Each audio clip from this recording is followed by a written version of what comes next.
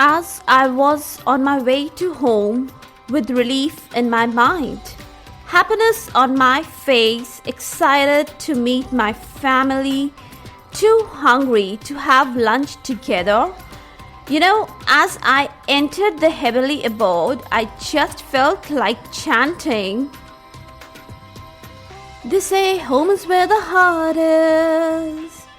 That's where my mind lives. Well, last we talked about the features of the first order kinetics. Today is the day to discuss the characteristics of the zero order kinetics. Welcome all to Is Pharmacology Difficult podcast. I'm your host, Dr. Radhika Vijay, MBBS MD Pharmacology, and this is the audio hub to get the best simplified basic tips, strategies, methods, and lots of ideas to learn better, understand better, and make your concepts crystal clear. If you really find and if there's a question hovering in your minds, is pharmacology difficult? Lend me your ears for a while and let in the magic of knowledge. You can actually count a few drugs on your fingertips which obey the zero order kinetics decently. The best and the classical example is of ethyl alcohol, which actually truly obeys the zero order kinetics at all the plasma concentrations. And here is the time to know the characteristics of the zero order kinetics in the bullet points form.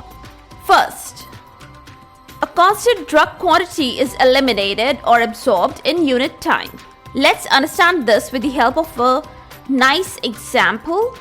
Say 50 microgram per hour of the drug concentration declines. To start off with, we take 150 microgram per ml.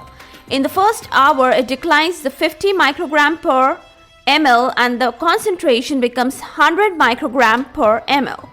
In the second hour, again 50 microgram declines and the concentration reaches to 50 microgram per ml, while after the third hour, all of the 50 microgram per ml is gone and there is no concentration of the drug left. It all vanishes away.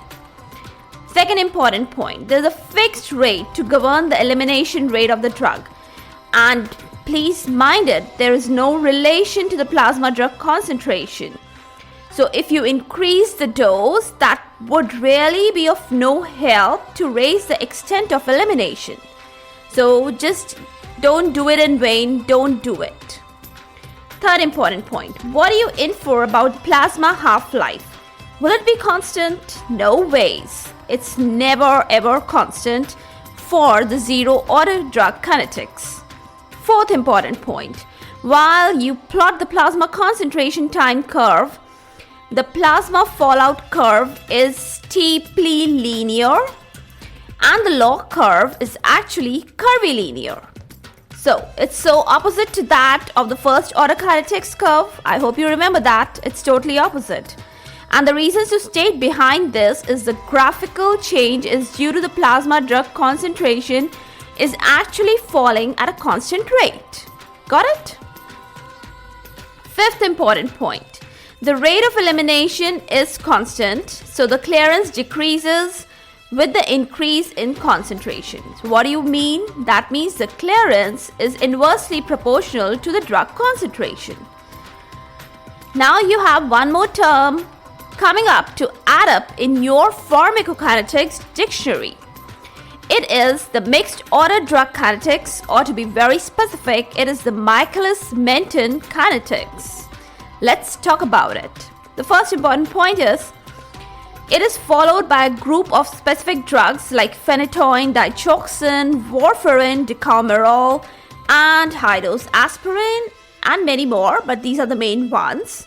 Second important points, at small dose, the drug initially obeys the first order kinetics, but as we increase the dose, the plasma drug concentration rises and the elimination approaches the saturation. The plasma concentration disproportionately increases with the dose. The rate of the drug elimination actually changes from first order to the zero order. Now I'm gonna justify the names of this particular drug kinetics one by one. So pay attention. The first name given to this type of drug kinetics is the mixed order kinetics. Why mixed order? Since both the kinetics, they are obeyed. Initially, the first order kinetics is obeyed, and later on, the drug obeys the zero order kinetics. So it becomes a mixed order kinetics, right? Very well said. Second important term for this particular type of kinetics is capacity limited elimination. Why is that so? As the metabolizing enzymes and elimination processes, they are saturated at very high concentration. So it's very well and aptly called the capacity limited elimination. Now, third important term you can have for this type of drug elimination kinetics is the non-linear elimination. Why do we call it like that? Because the dose rate plasma concentration plot is not linear. It is curvilinear. It's actually curved. So you can rightly and nicely call it non-linear elimination. Now you need to understand one thing. Very important thing is there is a risk associated with the changing kinetics. As the kinetic changes from the first order to the zero order, the plasma half-life, that is the T half of the drug, also changes with the dose. Now with the maintenance dose, this plasma half-life is constant, but the plasma half-life actually increases with the increasing dose. Now you might be wondering what can be done about it. Let's brainstorm the possible solution. Are you getting one? Okay, let me suggest you something. You can nicely monitor and maintain the plasma concentration at a steady level. As the slight increase in dose, it's gonna spike up the plasma concentration. That's quite dangerous, and there are full chances that the drug toxicity can ensue. And yes, now the last few statements of mine, they are dedicated to the blood flow dependent elimination.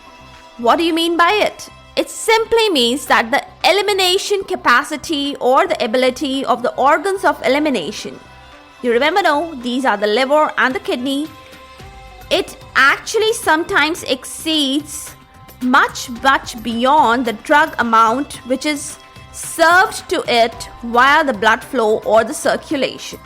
I'm sure you're getting the point. That means elimination in such a case is dependent upon the blood flow or the blood circulation.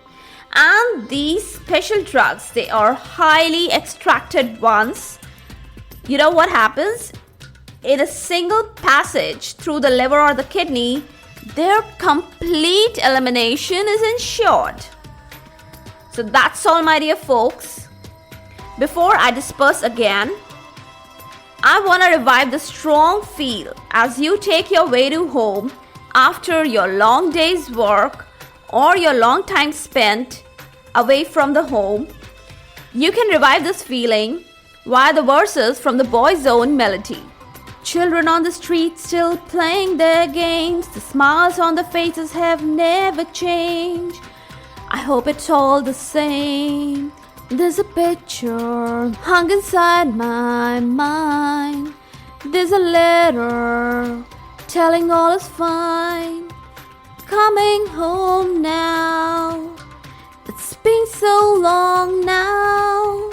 Gonna get this somehow. For all the updates and latest episodes of my podcast, please visit www.ispharmacologydifficult.com, where you can also sign up for a free monthly e-newsletter of mine. It actually contains a lot of updates about medical sciences, drug information updates, and my podcast updates also. You can follow me on different social media handles like Twitter, Insta, Facebook, and LinkedIn. They all are with the same name, is Pharmacology Difficult. If you are listening for the first time, do subscribe and follow whatever platform you are consuming this episode.